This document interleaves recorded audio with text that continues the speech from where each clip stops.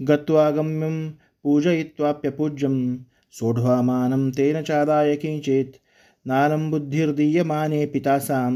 जातात्मानं क्लेशयित्वापि नूनम्। अगम्यम म्हणजे ज्याच्याकडे जाऊ नये अशाकडे गत्वा जाऊन, अपूज्यम ज्याला पूजू नये अशाकडे पूजयित्वा त्याला पूजून त्याची पूजा करून, अमानम म्हणजे अपमान सोढवा सहन करून,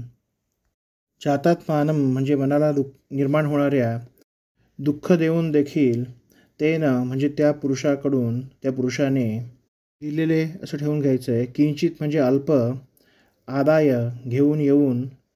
दीयमाने पी म्हणजे दिले गेले असता, तासाम त्या स्त्रियांच्या,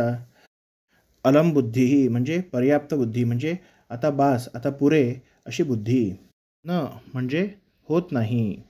नूनम म्हणजे खरोखर। सुधींद्र तीर्थस्वामीजी उपदेश करताना पुढे व्यंकटनाथाचार्यांना सांगतात की आपल्या कार्याच्या ठिकाणी अशा प्रकारे अनेक प्रकारची खोटी स्तुती करून, जिथे जाऊ नये तिथे जाऊन, ज्याची पूजा करू नये अशांची पूजा करून, अनेक प्रकारचे अपमान सहन करून, मनाला मारून, मनाला अतिशय क्लेश देऊन